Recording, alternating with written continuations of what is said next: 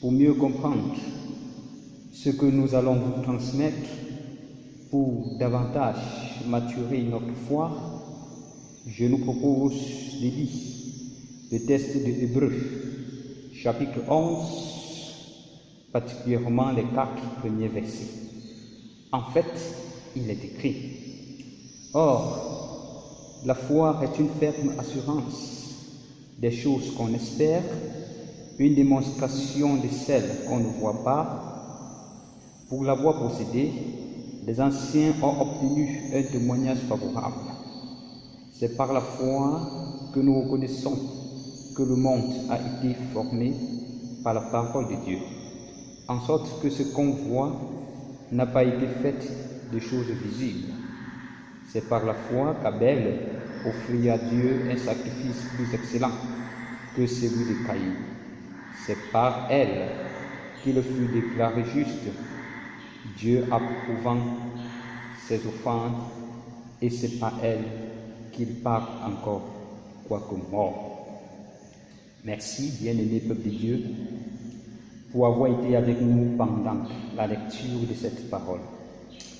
En fait, je me propose de vous enseigner sur la foi, particulièrement la foi aveugle.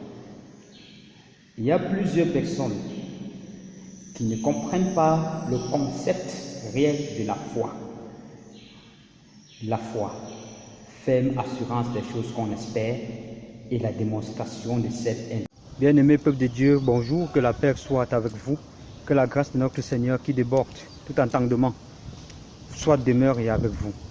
Alors bien-aimé peuple de Dieu, comme nous l'avons dit, nous enseignons ce soir sur la foi aveugle. Parce que notre soif, c'est que les gens quittent du stade de la foi aveugle pour entrer dans cette foi pragmatique, cette foi vivante, cette foi active. Bien-aimé peuple de Dieu, la Bible a défini la foi dans le livre d'Hébreux, chapitre 11, verset 1, comme étant la ferme assurance des choses qu'on espère et la démonstration de celles invisibles. Alors, j'ai décidé de parler de cette foi aujourd'hui parce que je me suis rendu compte que des personnes ne maîtrisent pas ou ne maîtrisent pas la teneur, la pesanteur de cette foi. On ne maîtrise pas la thématique même de ce mot foi. La Bible dit que c'est la ferme assurance des choses qu'on espère et la démonstration de celles qu'on ne voit pas. On est convaincu que quelque chose de miraculeux doit se produire, mais on ne voit pas. Et la Bible cite Abel comme exemple de foi, comme exemple d'une personne qui a marché dans la foi et a réussi à exprimer la foi.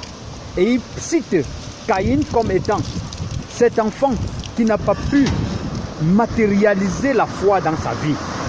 Et moi, je suis en droite ligne de nous demander pourquoi ces deux images sont mises ensemble dans un texte qui parle de la foi comme ce texte.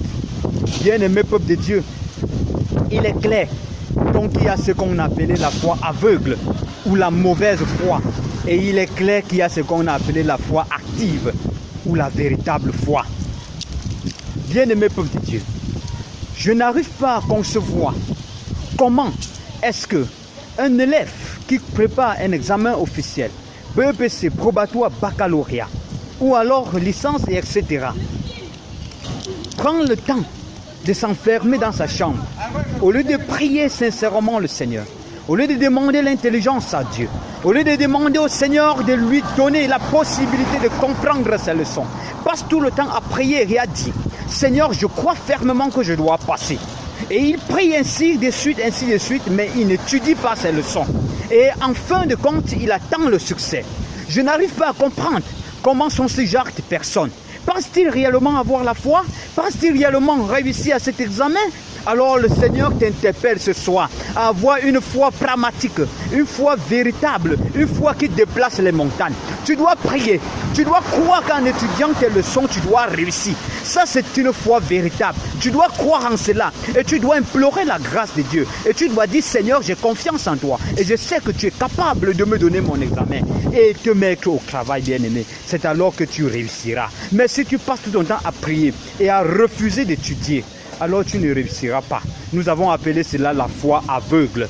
Évitons donc cette foi aveugle qui ne nous avance nulle part. Vous voyez, un autre cas par exemple, un papa qui est à la maison avec ses enfants. Alors, il n'a pas de travail, ou alors il a perdu d'emploi et tout ça. Il a une femme à nourrir, il a les enfants à nourrir et tout cela. Malheureusement, il ne sort jamais pour chercher le travail. Et il est à la maison avec ses enfants, il demeure dans la prière. Et il a confiance qu'un jour la manne tombera du ciel et qu'ils auront à manger en fin de soirée. Et il s'appuie sur cette parole qui déclare que Dieu donne à manger aux oiseaux du ciel. À combien plus forte raison vous qui êtes fait à ma ressemblance. Et lui donc il se convainc que le Seigneur lui donnera à manger. Et pendant donc tout son temps de prière, le Seigneur ne lui donne rien. Et au fur et à mesure même il maigrit. Et les enfants attrapent des maladies comme kwashiorkor et tout ça. Et il dit avoir la foi. Bien-aimé peuple de Dieu, ça c'est la foi aveugle. La foi véritable, c'est que lorsque tu as faim et que tu n'as pas d'emploi, tu te lèves et tu vas vers la quête d'emploi. Et lorsque tu trouveras l'emploi, le Seigneur te donnera la possibilité de trouver l'emploi. Et pendant que tu es dans la quête d'emploi, tu as ferme assurance que tu dois trouver l'emploi, que tu n'as pas d'emploi mais tu dois trouver. Et alors le Seigneur Jésus-Christ reste donc fidèle et il te donne ce que ton cœur désire. Il te donne cet emploi parce qu'il sait que lui-même il a dit que l'homme mangera à la sueur de son front. Là c'est la véritable foi. Bien-aimé peuple de Dieu, un autre cas encore très touchant dans ce monde, c'est que vous voyez quelqu'un qui est malade, qui est souffrant véritablement, vraiment. Et vraiment, il faudrait que ceci change. Il faudrait que ça change. Vous voyez quelqu'un qui est malade, il est souffrant. Bien-aimé peuple de Dieu, il s'enferme chez lui. Il a les moyens même pour aller à l'hôpital faire les examens. Mais il dit qu'au nom de Jésus, il va guérir. Et il s'enferme dans sa maison. Il refuse d'aller à l'hôpital. Bien-aimé peuple de Dieu, et il attend une guérison. Il attend une guérison sans avoir fait l'examen. Et finalement, la mort vient le trouver. Au fur et à mesure que les jours passent, cette maladie qui pouvait être soignée, dont on pouvait le sauver de cela, alors finit par s'aggraver progressivement et il finit par mourir de cette maladie. Bien-aimé peuple de Dieu, quand vous êtes malade, ça c'est une mauvaise foi. Quand vous êtes malade, la véritable foi, c'est donc celle-ci. Allez à l'hôpital, faites vos examens de santé. Après avoir fait vos examens de santé, achetez les comprimés qui vous ont été prescrits. Et quand vous auriez acheté ces comprimés, prenez-les, bénissez-les et célébrez le nom de Dieu. Croyez que Jésus-Christ vous guérira à travers ce remède. Et dites au Seigneur qu'il a dit qu'il guérira le juste, que la prière fervente du juste le guérira. Alors priez sur ces médicaments, consommez ces médicaments. Et je vous assure au nom de Jésus, vous serez guéris. Mais si vous ne le faites pas, alors vous allez mourir. Et il y en a encore quelque chose de plus pire et de plus grave. Après avoir abandonné pendant longtemps de se soigner dans les hôpitaux. Alors vous voyez un monsieur quand il décède, les chrétiens s'asseyent. Le pasteur parfois dans certaines églises s'assoit et dit qu'ils vont prier pour que cette personne ressuscite. Vraiment ça c'est de la folie, ce n'est pas de la foi ça.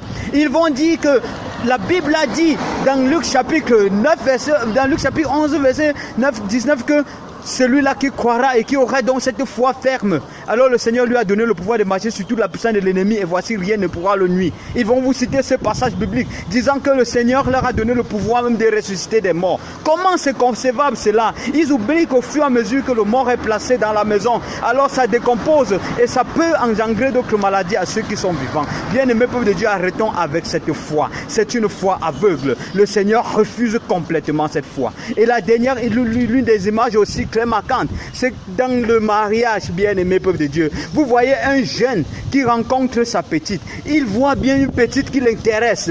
Une petite qui est belle, charmante, aussi séduisante. Et il se rend compte qu'elle est sa moitié ou alors qu'il est sa moitié. Mais il pense que le miracle va se produire. Il fait de cette personne son ami et il demeure dans l'amitié pendant longtemps. Et il se dit que dans cette amitié, la personne a déjà compris qu'en principe, il ou elle l'aime. Bien-aimé peuple de Dieu, et il attend pendant longtemps que le Seigneur manifeste cette union. Il n'y a jamais eu d'union. Bien-aimé peuple de Dieu, c'est la foi aveugle. Quand vous aimez une fille ou alors quand vous aimez un homme, n'ayez pas honte d'avouer vos sentiments. N'ayez pas honte de leur dire avec toute vérité, avec toute certitude que vous les aimez, que vous voulez être avec lui et qu'il est votre moitié ou qu'elle est votre moitié. N'ayez pas honte de le dire. Alors, en ce moment-là, le Seigneur vous donnera d'être avec elle définitivement. Il a fallu que Adam exprime le manque, que Adam se rende compte qu'il a besoin d'une chair et qu'il s'avance vers la chair et dit, voici cette fois, celle qui est os de mes os, femme, chair de ma chair, elle s'appellera femme. Si tu vois donc femme, va donc vers femme et dis, voici femme, chair de ma chair, os de mes os. Dis-lui, femme, je t'aime, femme, je t'aime. Et quand tu lui diras cela de tout ton cœur, quand tu lui diras cela de toute ta force, bien-aimé, elle comprendra et le Seigneur vous mettra ensemble. Ça, c'est la véritable foi. Bien-aimé peuple de Dieu, arrêtons avec la foi aveugle. La foi aveugle, c'est que nous croyons à des choses sans toutefois connaître quelle est la puissance et la volonté de Dieu. Mais je veux te dire une vérité. En prenant cette image de cette femme qui est avec la perte de sang, si tu arrives un jour à l'hôpital et qu'on fait l'examen, on te dit qu'il n'y a rien, et que tu continues à ressentir la douleur, sache que c'est une maladie spirituelle. En ce moment, comporte-toi comme la femme qui avait la perte de sang. Cette femme qui avait la perte de sang avait cru que si elle touchait le vêtement de Jésus, elle sera guérie. Et elle a avancé donc vers Jésus, elle a touché le vêtement de Jésus et elle est guérie de cette perte de sang. Ça, c'est la véritable foi pour les maladies mystiques, les maladies spirituelles. C'est vrai que les maladies spirituelles mystiques, c'est donc pas la foi active de cette manière. Bien-aimé peuple de Dieu, je veux croire que tu as saisi le message et que tu seras une personne née de nouveau et que tu seras une personne vraiment attachée désormais à la véritable foi et non plus jamais à la foi aveugle. Que le Seigneur te bénisse, toi qui écoutes cette parole, qui te donne de mettre en application, qui te donne de marcher suivant la foi véritable et non plus la foi aveugle. Va en paix et que le Seigneur te donne d'expérimenter cet exercice que je t'ai donné aujourd'hui. Sois béni mon frère, au nom de Jésus. Amen.